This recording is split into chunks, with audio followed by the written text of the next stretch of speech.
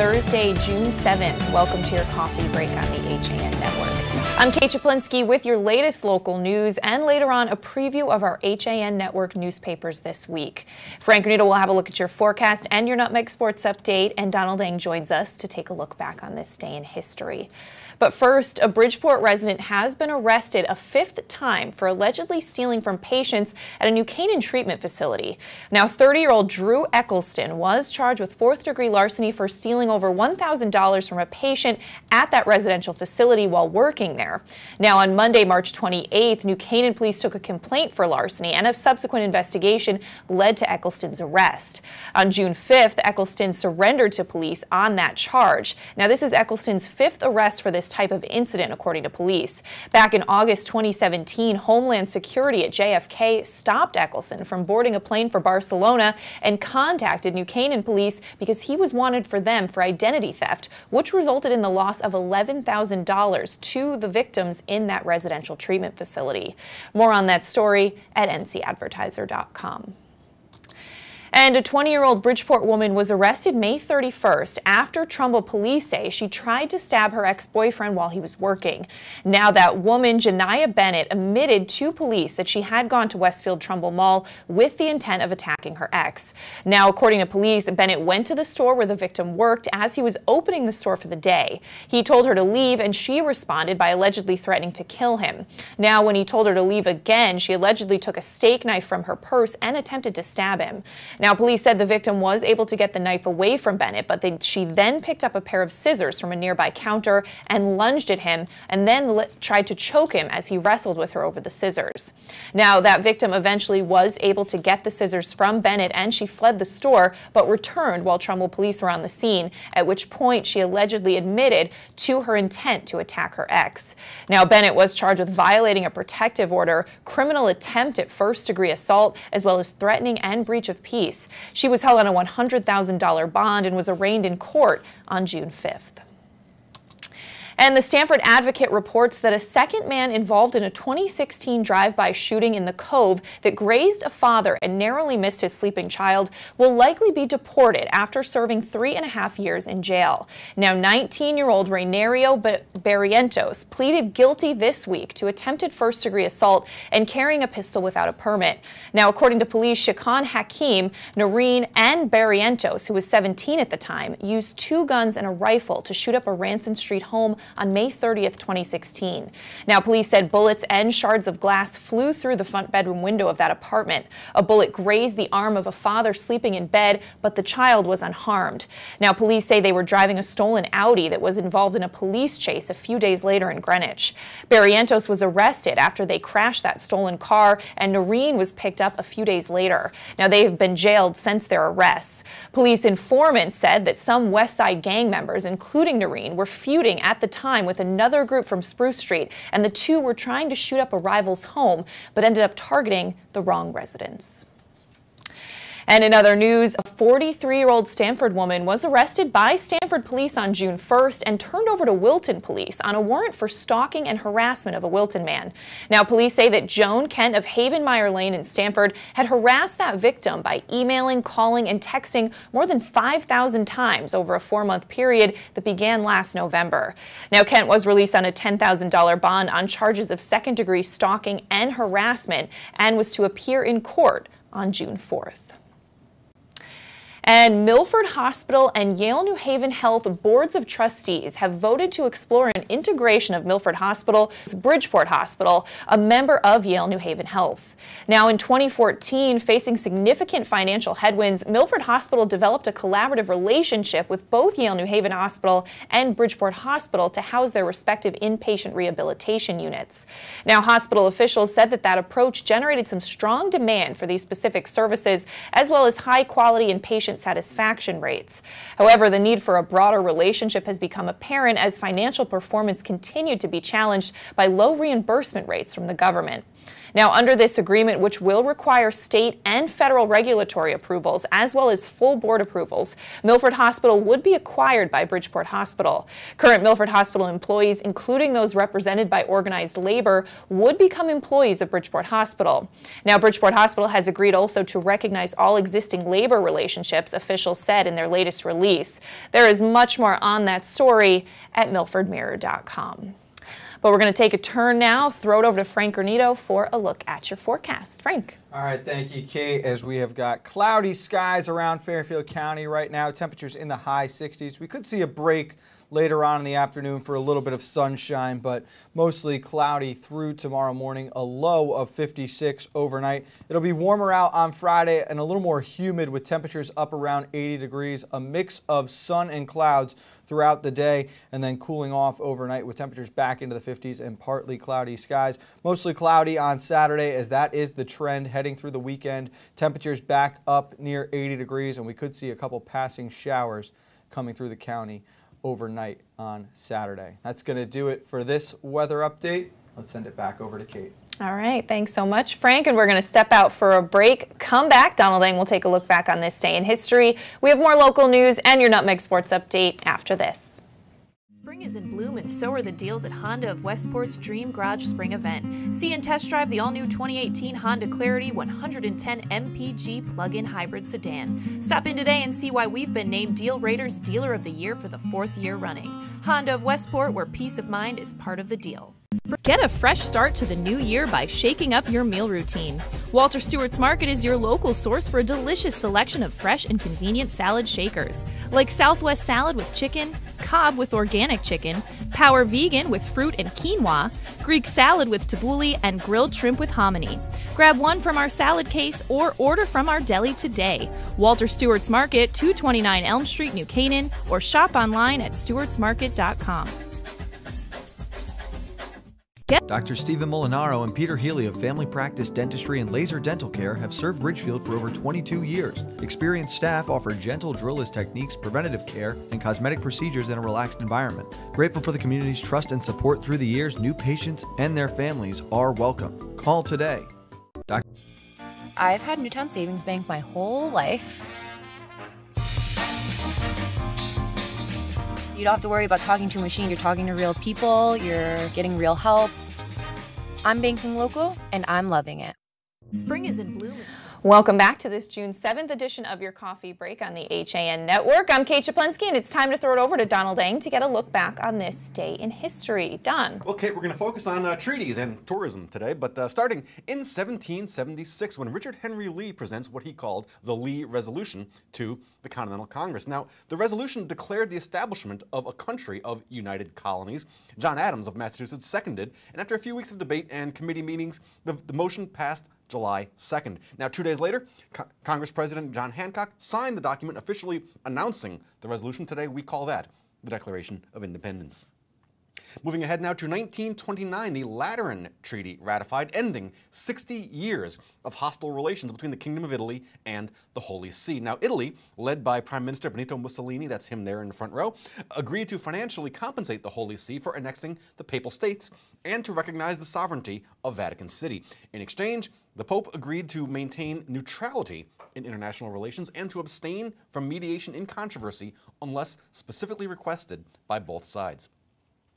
1942, now the Aleutian Islands campaign, Imperial Japanese soldiers occupy the American islands of Attu and Kiska. There they are there on Kiska Island. Those are the Aleutian Islands off Alaska, sometimes called the Forgotten Campaign. The islands are both about 1,300 or so miles west of Anchorage. The battle to recapture them the following year is the only World War II battle fought on incorporated U.S. territory. If you want an interesting fact, due to its location, the island of Attu is at the same time the easternmost and westernmost part of the United States. Finally, now we go to 1982, Memphis, Tennessee, for this. Elvis's Aunt Delta cut the ribbon. Priscilla, the ex-wife, had another engagement. But the fans came, still faithful. Because I love Elvis. They paid $5 for the tour, and bands full of fans went back and forth all day. What Priscilla opened up here today is a gold mine. She could have had a big garage sale like Bing Crosby's widow did recently, but the fans still would have come here, so why not cash in? At 3,000 persons a day, that's $500,000 a month. There's a lot of Presleyanna here. Elvis didn't throw anything away. He even kept his old Army uniform and all his guns and badges and the praise he got for the war against drugs. But fans won't get to see where he died. Well, on this date, 1982, Priscilla Presley opens Graceland to the public. Well, Priscilla didn't, as you saw in the clip there, but as you know, the bathroom where Elvis died 5 years earlier is kept off limits. Believe it or not, Graceland's annual upkeep and taxes were more than $500,000 a year, and that, plus expenses, meant that Lisa Marie Presley's trust fund had dwindled under $1 million in just 5 years. Today, Graceland is the second most visited house in the country behind only the White House. That is your look back in history for today, June 7th, and I'm Donald Ng. All right, thanks so much, Don. Well, in other local news, Hearst, Connecticut media reports that recent track improvements have allowed an Amtrak train to reach a top speed of 110 miles per hour on the Hartford Line corridor. Now, the State Department of Transportation says the speed test runs were part of the final preparations for the launch of the Hartford Line between New Haven and Springfield, Massachusetts. Now, the service, which begins on June 16th, is the first new rail service in Connecticut in 2 decades. Now, both Amtrak and CT Rail trains will serve the Hartford Line. Amtrak trains operating on the Hartford Line will be able to reach speeds of up to 110 miles per hour on portions of the track located in Berlin, Newington, New Britain, and West Hartford, and speeds of up to 100 miles per hour between Meriden and Berlin. Now, upon launch, CT Rail trains serving the Hartford Line will travel at speeds of up to 80 miles per hour. And the Nod Hill Brewery in Ridgefield and its supporters have enough petition signatures to call a town meeting that would consider amending town ordinances to allow food trucks at the Route 7 brewery. Now, Ridgefield Town Clerk Barbara Sir-Filippi verified that the petition effort by the brewery had reached 2% of the town's over 18,000 registered voters. She said she had 364 required, and she's verified 393 signatures. Now, the town charter says petitioners reaching the 2% are entitled to a public hearing and a town meeting within 45 days. Now, even when petitioned, a town meeting is called by the Board of Selectmen. Now, that brewery seeks to amend the town's vendor ordinance, which has a prohibition against vendors setting up for more than 15 minutes in a given spot. Now, when that ordinance was adopted in 2016, there was concern that food trucks could set up near brick and mortar restaurants and have a competitive advantage without the burdens of rent and taxes. More on that story at theridgefieldpress.com. And in Monroe's Wolf Park, work continues this week, but town officials are confident that water service will be restored and bathrooms will open at the park once again by this weekend. Now, a lightning strike during storms a few weeks ago led to the septic system not functioning, forcing workers to shut down the water. But First Selectman Ken Kellogg said once workers further inspected that damage, other issues like electrical panel and piping that needed replacement and additional excavation work prolonged what was thought to be a quick fix.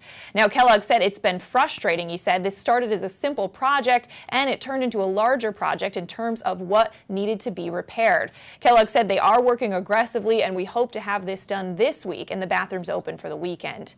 Now, the initial cost was estimated at some $21,000, but with the extra unexpected repairs, that final tally could reach around $30,000, Kellogg said. He said the town is exploring insurance reimbursements as well as help to offset those costs. With necessary asphalt and concrete work, Kellogg said the town highway department will be handling the labor, with the town responsible for the materials. And the State of Connecticut Mosquito Management Program announced it's monitoring mosquitoes for the presence of viruses that can cause illness in people, including West Nile and Eastern equine encephalitis. Now, the mosquito trapping and testing program, coordinated by the Connecticut Agricultural Experiment Station, began June 4th, and first test results will be available the week of June 11th. Now, Dr. Philip Armstrong, who's the medical entomologist at CAES, said that they will trap and test mosquitoes at 91 locations statewide from now until October. He said typically they first detect West Nile virus-infected mosquitoes in early to mid-July, but the highest level of activity occurs from mid-August through September, especially along the suburban-urban corridor in southwestern Connecticut from Greenwich to New Haven and the greater Hartford area. Now, Eastern equine encephalitis virus activity, which is generally confined to the southwestern region of the state, is not anticipated until later in the summer. And Connecticut's Beardsley Zoo welcomes 8 spur-thigh tortoises who are making the zoo their home this summer. Now, the African spur-thigh tortoise, also known as the spurred tortoise, is the 3rd largest species of tortoise in the world after the Galapagos tortoise and the Alabra giant tortoise. Now, it's the largest of all mainland tortoises. Now, Beardsley Zoo Director Greg Dancho said in part that tortoise love the summer heat, and the spur-thigh tortoise is particularly well adapted to hot temperatures. Also, he said there is an educational message that these wonderful animals do not make good pets. He said, make wise, not wild choices. Now, the zoo will be home to the tortoises until sometime this fall, and guests can find them next to the Victorian greenhouse. Now, adult tortoises average 18 inches in shell length and 70 to 100 pounds in weight. Now, specimens reaching 2 to 3 feet in length and more than 150 pounds, however, are not uncommon. Now, African spur-thigh tortoises' conservation status is listed currently as vulnerable due to habitat loss and overcollection for the pet trade. There's more on those new animals coming to the zoo at any of our HAN Network news sites. But all right, let's throw it over to Frank Granito now for your Nutmeg Sports Update. Frank. All right, thank you, Kate. What an exciting night, specifically for the town of Ridgefield in the CIAC state tournaments. They have now put 4 teams into state championship games after the boys lacrosse team overcame a 5-0 deficit against Glastonbury in the semifinals of the Class L tournament. They went on to win 6-5 and will now play number 1 Darien in their first ever state championship appearance. The Blue Wave were tested yet again by their rival New Canaan, but for the 3rd time this year got the best of the Rams. 3 meetings between these 2 schools. Darien won all 3 games by a combined 4 goals, 8-7 the final in this one. It was Logan McGovern with 2:48 remaining in regulation scoring the difference maker. A big shout out to both Sean Collins and Carl Mazabris, the goalies for both squads, who played out of their minds. The rivalry is certainly back and better than ever, but Darien's win streak up to 77 as they will now look to win a 6th consecutive state championship. Ridgefield, the 4th and final team to make it the state championship. Well, it's the baseball squad. They had to do it in 10 innings, but finally prevailed over Amity 2-1. The player of the game in this one, how about Alex Price, going 8 2/3 innings, allowing just 1 earned run and only 4 hits. They will take on Cheshire in the state championship now, who upset number 1 Fairfield Prep in the semifinals. St. Joe's boys lacrosse advanced to the state championship as well. Big win for them in Class S. And tonight, Ridgefield will look to win the first of those 4 state championships in volleyball as they take on number 1 Staples. That game at Shelton High at 7 p.m. We'll get you ready for that on Nutmeg Sports at 2 o'clock, and we'll break down yesterday's action. For now, though, we are going to send it back over to Kate. All right, thanks so much, Frank. And we're going to step out for a break. Come back. John Kovac joins me. We're going to preview our newspapers this week after this. At Pamby Motors, we're not worried about being the biggest dealership. We're focused on being the best. We're dedicated to giving you the best experience we can. The Pamby Motors team is here to help you choose the right Chrysler, Jeep, Dodge, or Ram in a friendly, pressure-free environment. And right now, during Ram Truck Month, get up to $14,000 off on all in-stock 2017 Ram 1500 pickups. Come in and see us for details. Visit Pamby Motors, Route 7 in Ridgefield, PambyZone.com. UK Gourmet is the largest specialty grocer in the area, featuring food from England, Ireland, Scotland, and Wales. Over 80 teas to choose from and a brilliant assortment of biscuits to go with them. Over 70 cheeses from grass-fed cows, which makes a smashing difference in taste. The creamiest chocolate you'll ever taste using no artificial colors or preservatives. So say hooray for UK Gourmet, 78 Stony Hill Road in Bethel, or visit ukgourmet.us. Had a sports injury or slip and fall that needs immediate care? OrthoConnecticut Walk-In Urgent Care gives you direct access to orthopedic specialists fast without an appointment. Biking, golf, tennis, soccer, whatever the sports injury is, sprain or fracture, OrthoConnecticut Walk-In Urgent Care can help. Open 7 days a week now at 4 locations: Norwalk, Darien, Westport, and Danbury. Go to myorthoct.com, like them on Facebook. Create your dream home at Laurel Ridge. 3 bedrooms, 2-car garages, finished basements, wooded and lake views, recreation facilities galore. Stay connected to your local lifestyle with the convenience of being just minutes away from Fairfield County. Luxury townhomes that are smart, elegant, custom, and maintenance-free. Welcome back to this Thursday edition of your Coffee Break on the HAN Network. Our editorial director, John Kovach, joining me now to preview our newspapers, which are out today. John, what are you looking at first? In Shelton, athletes could face pay-to-play fees, but they're saying that those could save teaching positions. That discussion going on in Shelton. A Shelton man will face 25 years in prison for murdering his wife. Story we brought you late last week about a carjacking that started in Shelton, chased through several towns. Residents opposing another residential development in a commercial area, and a Shelton High senior building a computer as his capstone project. So we're going to we'll forego the book reports and build a computer. Jeez. All right. Well, I'm taking a look at the Trumbull Times this week. Former First Selectman Tim Herbst, who's running for governor, trying to snag that GOP nomination in August, saying that others should stop the snarky rhetoric. Specifically, Mark Boughton, who's currently the endorsed candidate. Interesting, because some, I think, would say that Tim Herbst also has quite a snarky rhetoric. But more on that in the Trumbull Times. Also, St. Joseph High School celebrating its graduation class of 2018.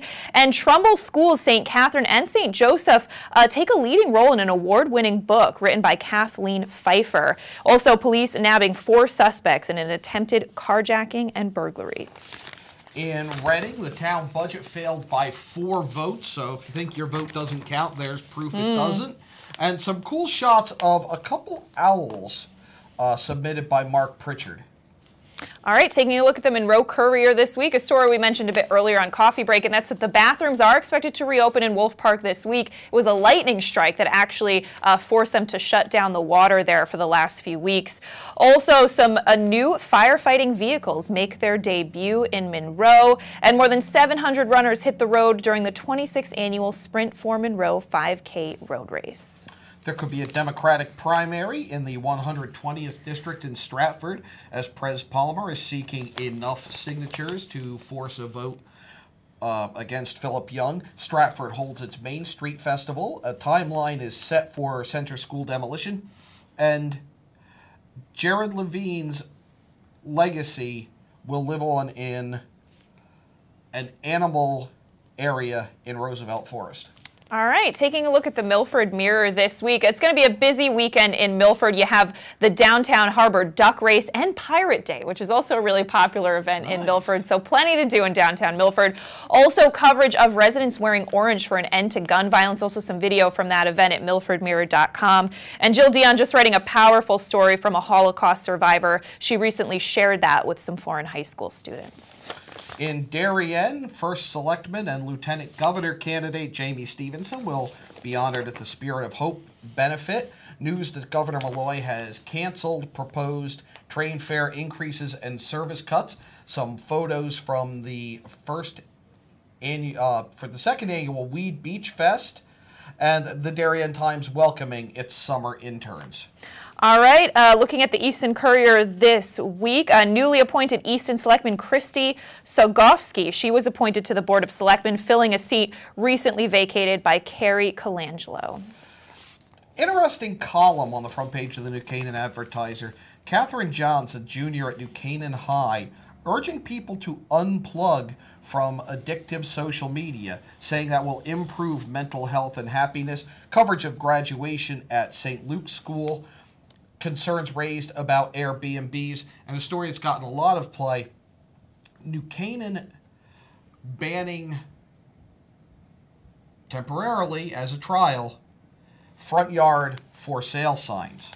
All right, looking at the Ridgefield Press this week. Now, there's been some proposals for an outdoor stage at the former Schlumberger property in Ridgefield, but a lot of arts groups are uneasy about that, seeing it as a threat more than an opportunity.